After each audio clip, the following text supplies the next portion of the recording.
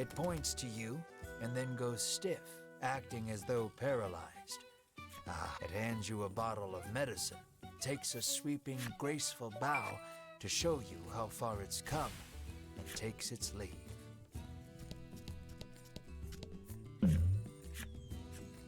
Overcome with a strange sense of déjà vu, you reach into your pack.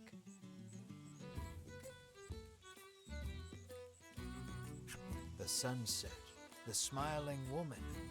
You stand in the exact spot the woman stood in, as best you could. There's a chest buried here. You're sure. Inside, you find an impeccable piece of clothing. Moved by the woman's words, you press the garment to your chest. The gift was not left in vain.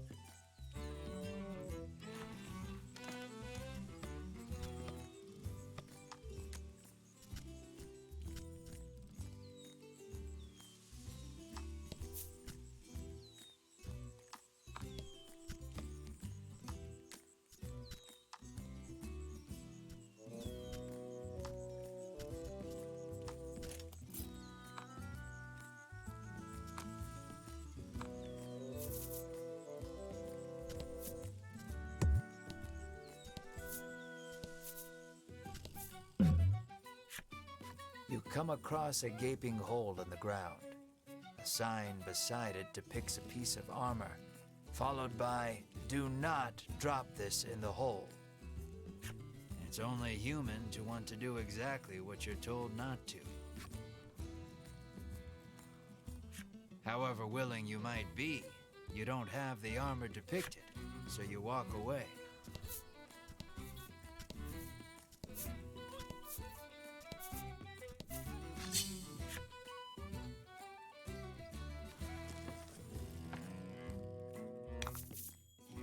Don't hold back.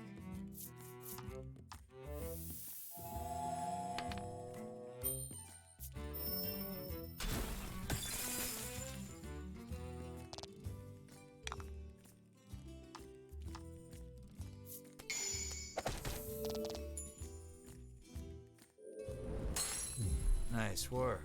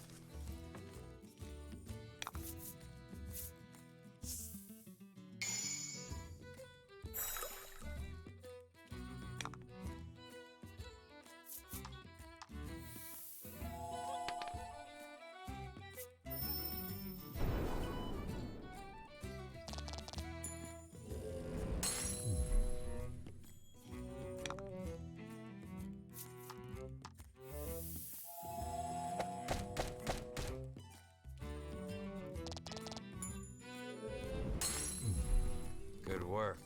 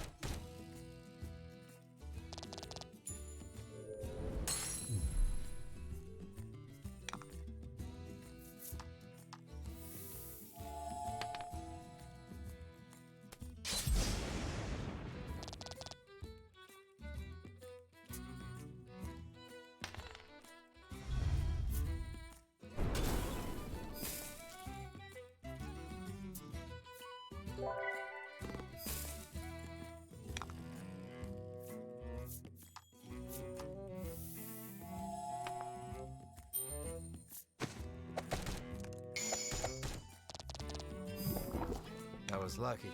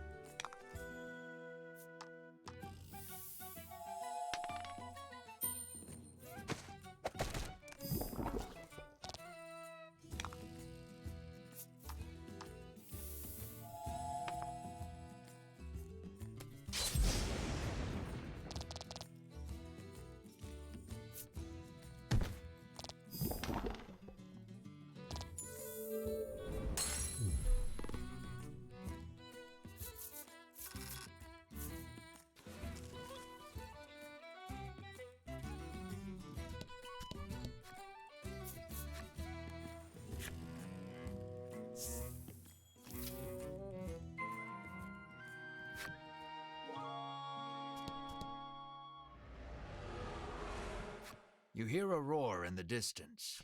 A rumor in the village has it that it might be the dragon.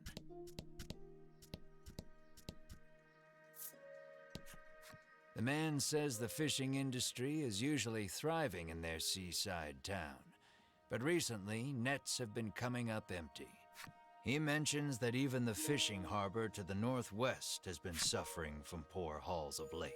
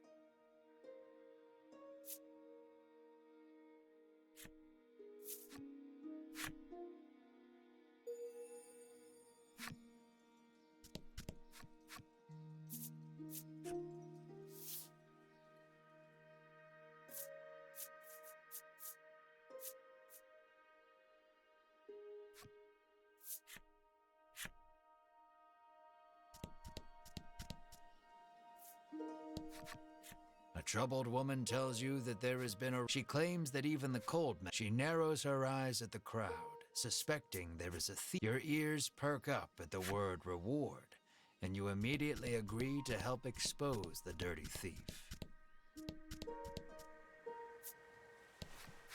I can feel the dragon's presence.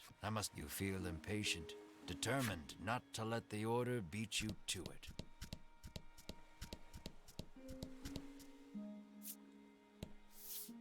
You approach a woman, sneaking around, and hearing your voice, she turns in surprise.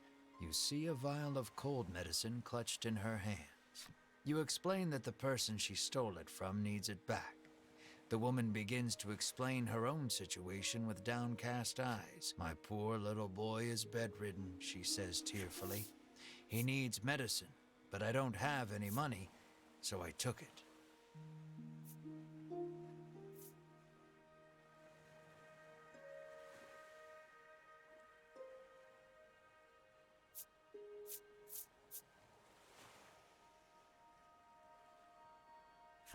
Hearing her tale, you are overcome by sympathy. She thanks you and hands you something, apologizing for not having more.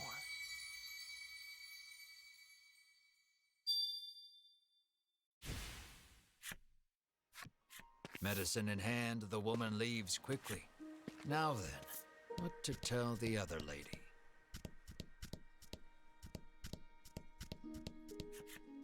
You explain that you are clearly saddened by the news. She explains that she keeps the medicine on hand for her husband, who gets sick quite easily. She laments that she may not have the money to buy more. Unsure if you made the right choice, you return to your journey with a heavy heart. She laments that she may not have the money to buy more.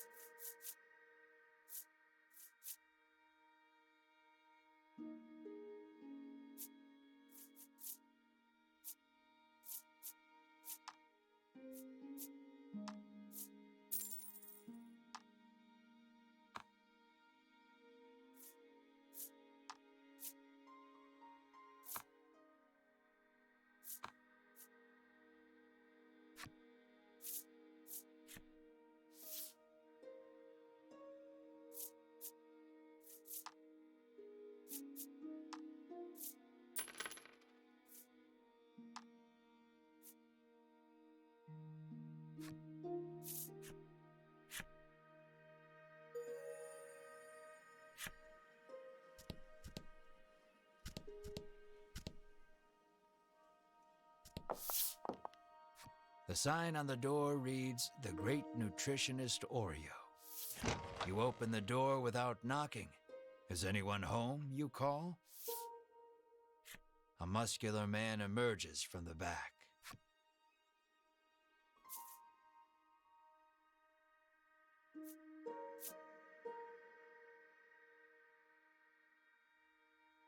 Praising his musculature seems to put him in high spirits. Anyone can achieve a body like this with the proper diet, he explains. So why don't we enjoy a life of love and nutritional meals together? Have mercy, you think, then immediately change the subject. You politely ask if he is the nutritionist. Indeed, I am the nutritionist Oreo. He says he has been studying dietetics here for many years. You hand Oreo the extract and explain that your comrade is now bedridden because of it.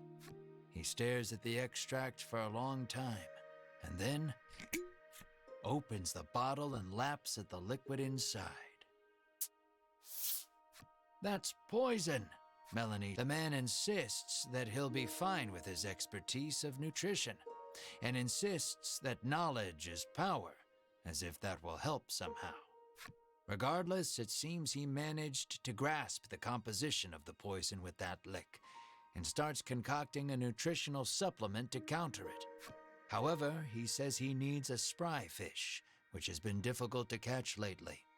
He needs a special fish to make the necessary supplement.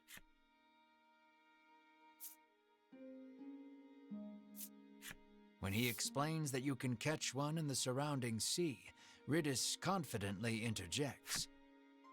She shows you a page from her ancient tome, which explains the ecology of the fish in detail.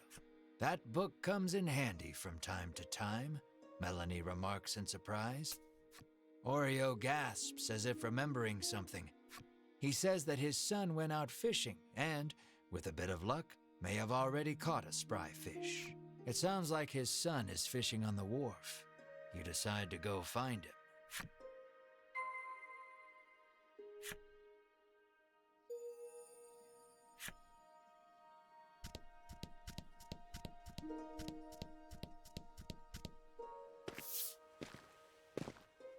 You see a young man with his line in the water and call out to him.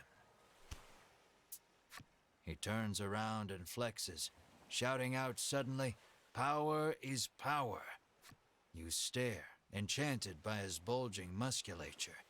There is no doubt in your mind that this is Oreo's son. He asks if you have business with him.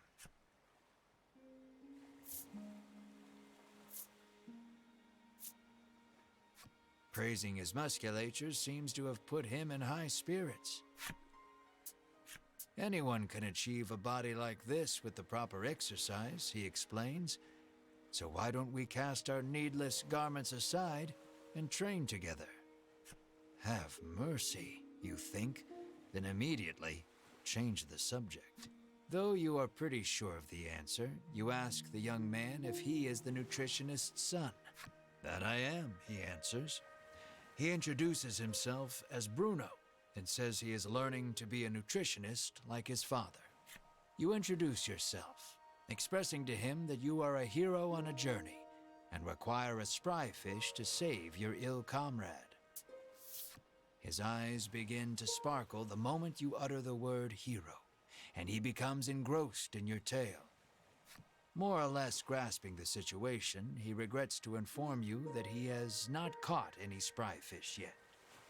He says that a monster has settled near their town, and its thundering roars have scared most of the fish away. You know Oreo needs a spry fish to make that supplement. Hearing the despair in your voice, Bruno speaks, his words like an ember in the dark. He tells you that there is a harbor near town where fishermen gather. Perhaps you can find the fish you seek there. You thank him for the information, then head to the harbor. Just as you are about to leave, Bruno offers, "Is it a reward you're after?" you are about to ask. But Melanie smacks you on the head before you can voice it and allows him to come along.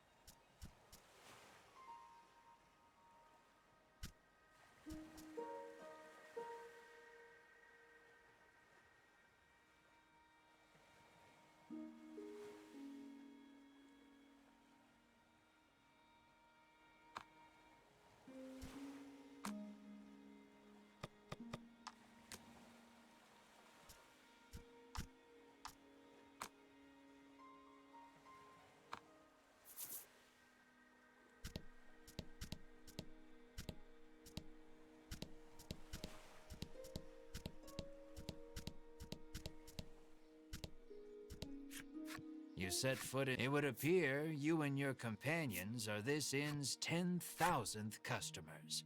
That means you've won the lifetime of free stays pass.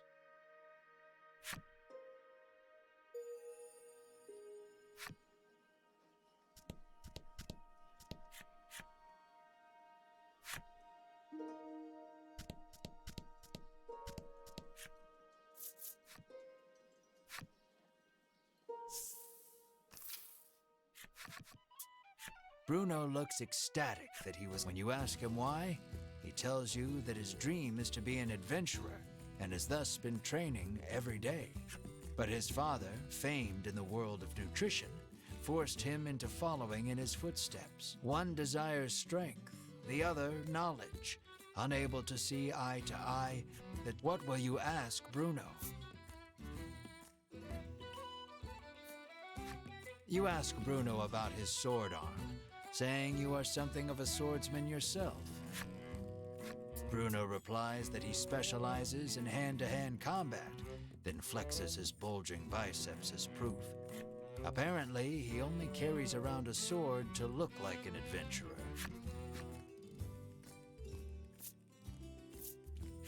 Curious about his attire, you ask why he does not wear armor. He confessed that he once wished for armor, but deemed it unnecessary after gaining so much muscle. In that moment, you realize something. While his passion for being an adventurer is true, he is dumber than a sack of rocks. The words "birds of a feather flock together" run through your mind, but you quickly chase them away, afraid of what that means for you.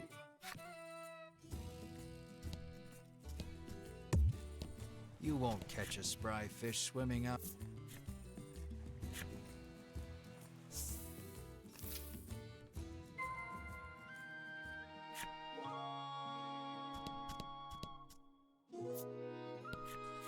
He has been fishing for several days. He hopes his wife and child back in Shoreland are well. The woman says she has been waiting here for days, worried about her husband, who has yet to return.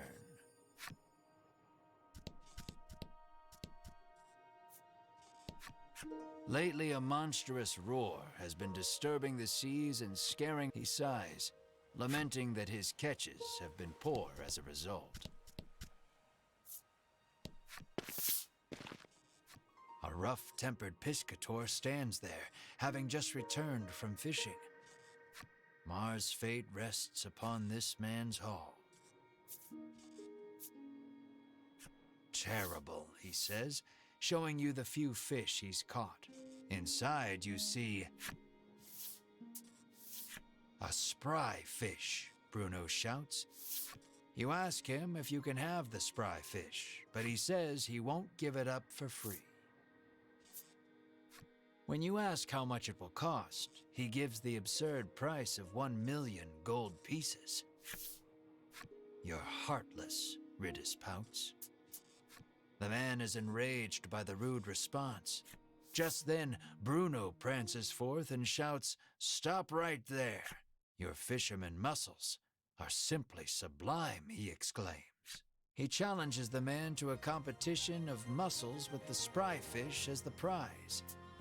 The piscator seems interested and agrees on one condition. If you lose, you must become my servant. This one's all yours, Melanie says, patting you on the shoulder. Then let the carnival of might and muscles begin, Bruno roars, completely fired. Your puny body is no match for mine, the piscator shouts back, throwing a punch.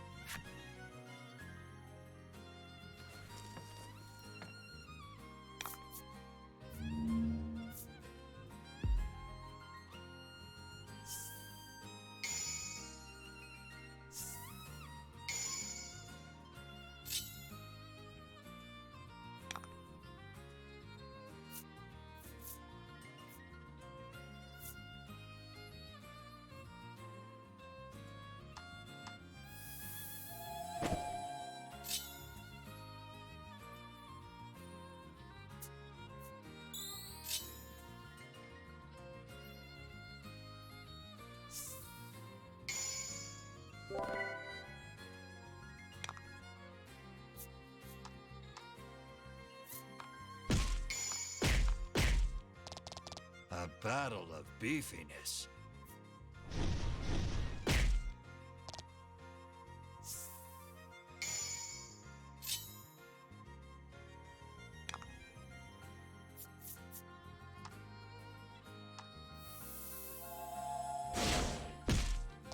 You're doing great.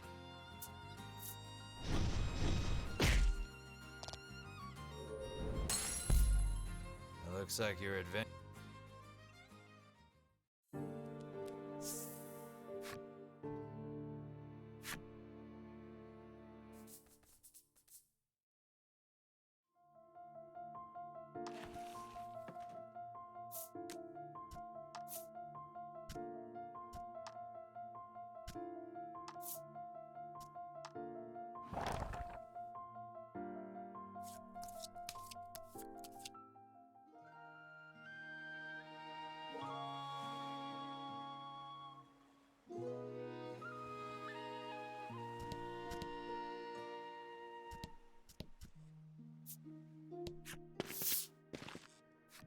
rough-tempered piscator stands there, having just returned from fish. Mars' fate rests upon this man's hall.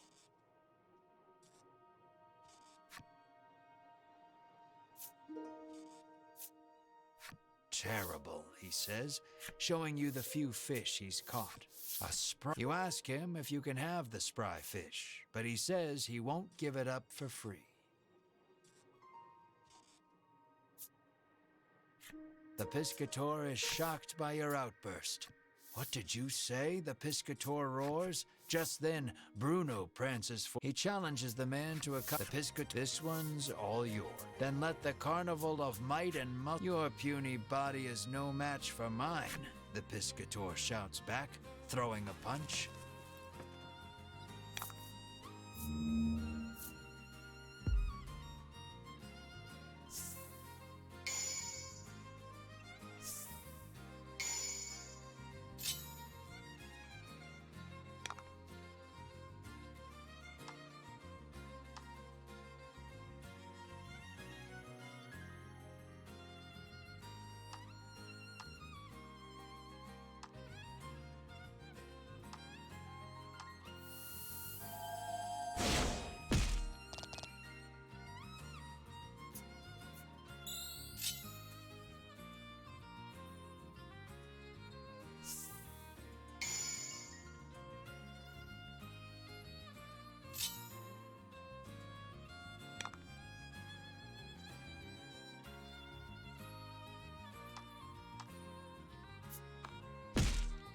You're doing great.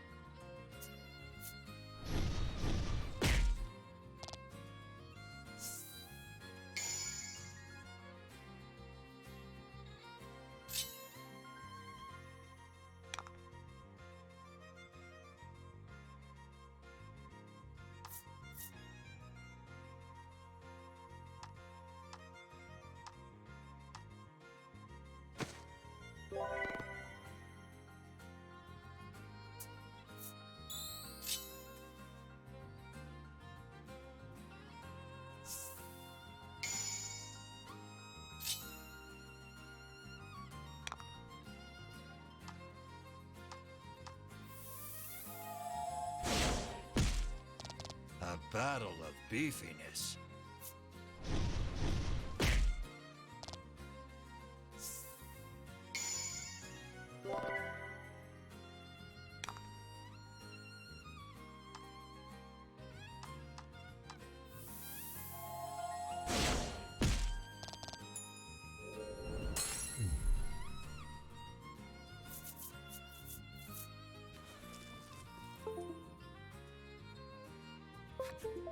His victory seal. Witness the power of power. Defeated, the piscator hands over the spry fish to Bruno. Bruno extends a hand to the piscator, who has fallen to his knees. With a serene smile, he takes the offered hand. An unspoken friendship begins to form between the two. Or at least, you hope that's what the prolonged silence between them means.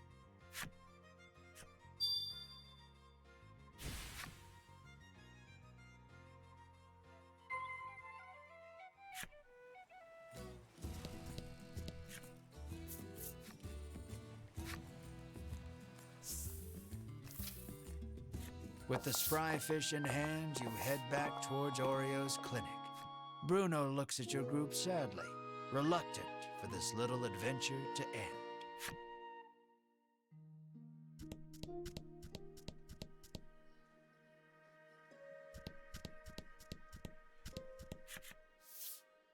You hand the fish to Oreo and ask, "Give me a moment," he says, then takes the fish and heads into the back.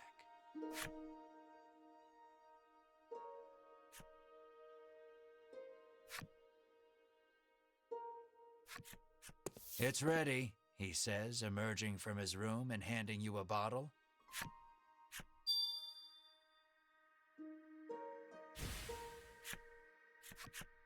You hope this will get Mar back on his feet. You need to get back to Unionville on the double. But before that...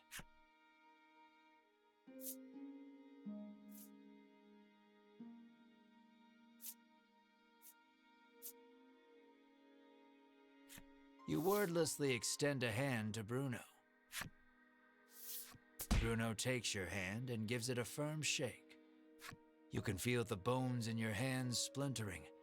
You just hope Bruno has enough self-restraint not to shatter them completely. You make a mental note never to shake hands with him again, then turn to leave. But Bruno stops you and says he wants to journey with you just a little longer. But Oreo is quick to douse the flames of his desire. You will stay here and study, he commands. Then you leave me no choice. Bruno's expression reads as he raises both hands behind his head and squats at hyperspeed. I want to show this power to the world, Bruno proclaims to his father. You have much to learn, my son, Oreo retorts as he starts sidestepping at breakneck speed. Only the sound of their labored breathing and bodies moving resonates through the otherwise silent room. You can only look on in stunned silence at the enigmatic display.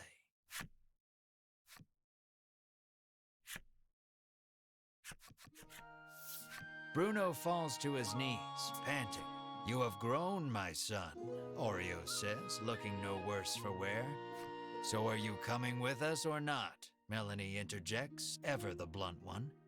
Only our muscles know the answer, comes Bruno's cryptic reply.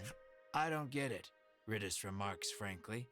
On the condition that he study nutrition upon his return, Bruno is allowed to go with you for just a little while longer. You realize that these two have a very special way of talking that no one else can understand.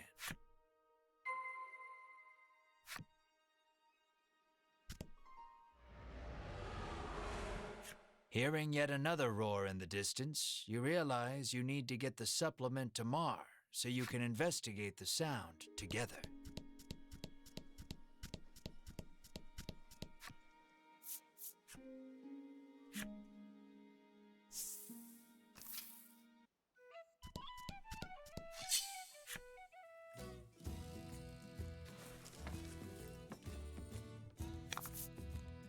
About the enemy.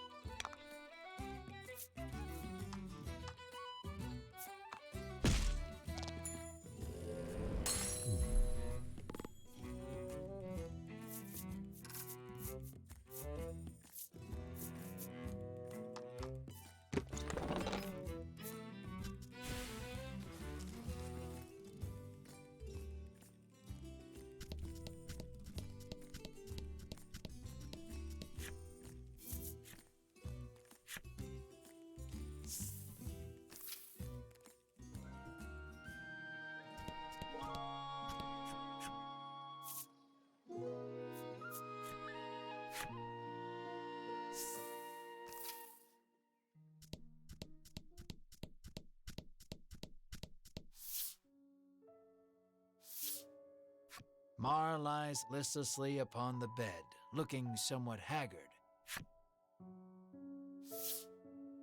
You help Mar sit up.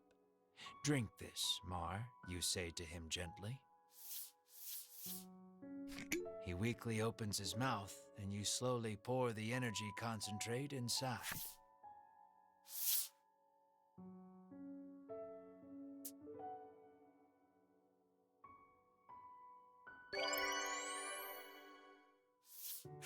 Mar abruptly bolts up and turns his head toward you with a puzzled look. It looks like Mar is all better now.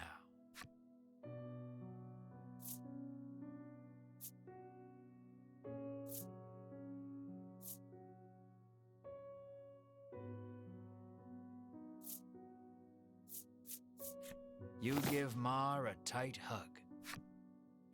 Mar mews softly in discomfort. Overcome with joy, you sob and stroke Mar's head. Melanie and Ridis watch you too with a smile. Bruno is deeply moved to see nutrition bringing a smile to others.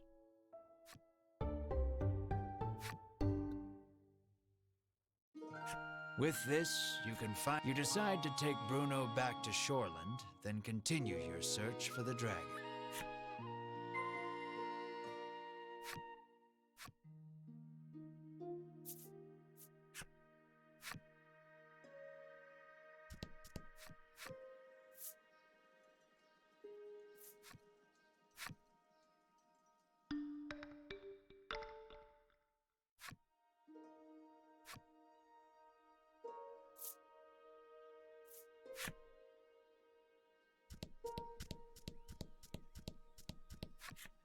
Lappy seems pretty disappointed about promising Melanie. "We'll be back to play with you before you know it," says Melanie, patting Lappy consolingly.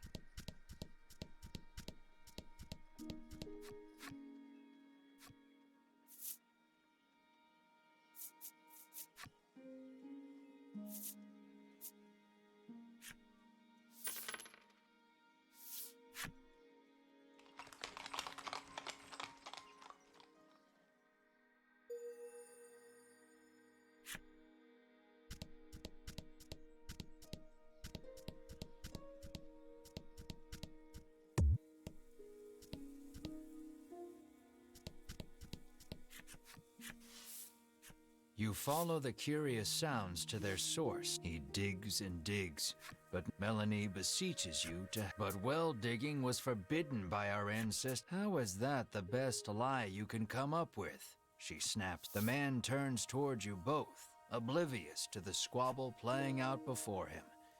"Do you have any salve that might—" You say you will give it to him, but you have none to give. Make way to the apothecary and buy some, if you wish to help him.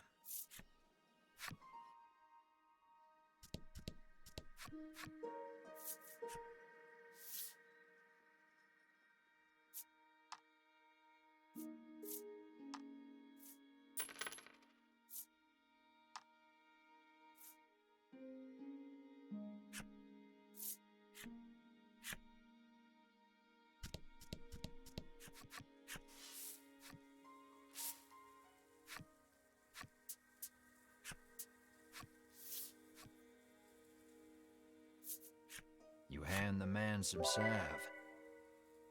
The instant he applies it to his hands, he resumes it. Not long after that, water erupts. He sidles up to the jet of water and begins. The man hands you mysterious card 4 to show his appreciation for the salve.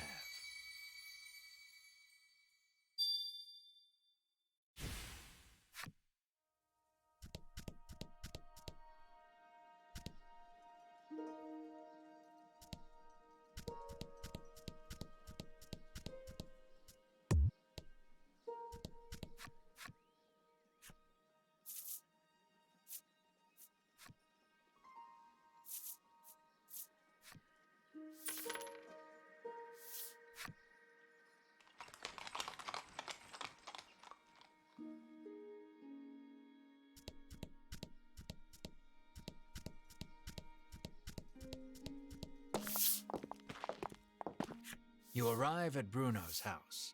Though he seems to want to adventure a little more, he reluctantly enters his house. You ask Oreo if he knows anything about the monster behind that mighty roar. He says that the creature nests atop a tower not far from town. With that, your next destination is decided. Here, Bruno looks at you, his eyes begging you to let him come along. What will you say? "Let us defeat the dragon together," you say to. You are sure his power and knowledge will, and you realize with a grin he will be so happy just to come along that he will not want a share of the reward. Bruno is happy he can continue the journey, but Oreo stops him before he can get carried away. "You must stay here and study." Bruno explains that the journey thus far has taught him the splendor of nutrition, and he now wishes to travel the world to deepen his knowledge. After hearing his son out, Oreo suddenly removes his glasses.